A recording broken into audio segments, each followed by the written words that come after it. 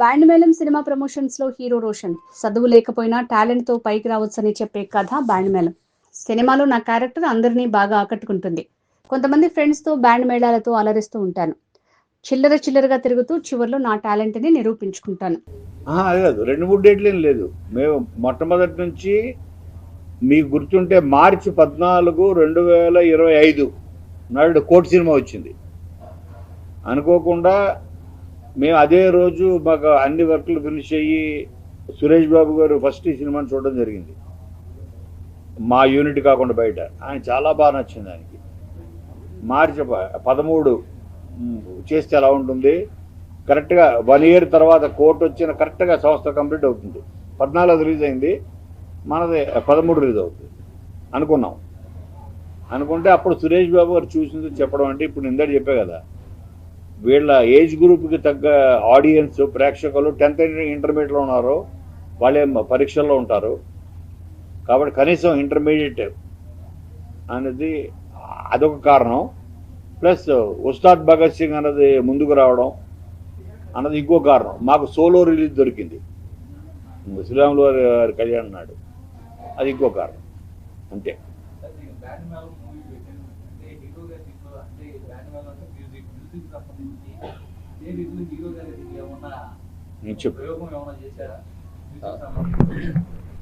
ముందుగా ఇక్కడికి వచ్చిన మీడియా మిత్రులందరికీ, ప్రింట్ అండ్ ఎలక్ట్రానిక్ మీడియా అందరికీ నమస్కారం అండి. సో మీరు అడిగిన క్వశ్చన్కి బేసిక్గా యాదగిరి అనే క్యారెక్టర్కి చిన్నప్పటి నుండి ఎక్కువగా చదువుకోవడం, చదువు మీద అంత ఇంట్రెస్ట్ ఉండదు చాలామందికి. సో అందరూ అంటూ ఉంటారు కదా, వీడికి చదువు రాదు, వీడికి ఇచ్చి పెళ్ళి ఏం చేస్తాం అన్నట్లు. అంటే చదువు రాని ప్రతి ఒక్కరిని ఒకలా చూస్తూ ఉంటారు కదా. బట్ వీడి క్యారెక్టర్ ఆర్క్ ఏంటంటే, చదువుతోటే కాదు టాలెంట్తో కూడా పైకి రావచ్చు అన్న ఒక మోటివ్తో వీడు వెళ్తూ ఉంటాడు. సో అందుకని ఊర్లో ఒక చెప్తున్నాను, అదే దాని నుంచి స్టార్ట్ అవుతుంది. సో అందుకు వీడికి చిన్నప్పటి నుండి మ్యూజిక్ అంటే చాలా ఇష్టం. వీడి చిన్నప్పుడే మెలోడికా అనేది ఒక ఇన్స్ట్రుమెంట్ పట్టుకుంటాడు. దాని తర్వాత ఎదిగిన తర్వాత ఊర్లో పనులైన కొడుకులు అందరినీ ఒక గ్యాదర్ చేసుకొని ఇలా ఒక టీం గ్యాదర్ చేసుకుంటాడు అన్నమాట.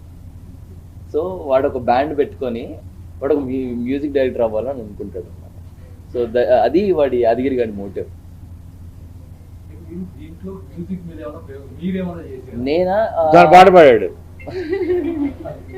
పాడాడు, కొట్టాడు కూడా మ్యూజిక్. ఏదో 2 పాటలు అలా టచ్ ఉందండి, బట్ అంత ప్రాపర్గా లేదండి, బట్ నేర్చుకున్నాను.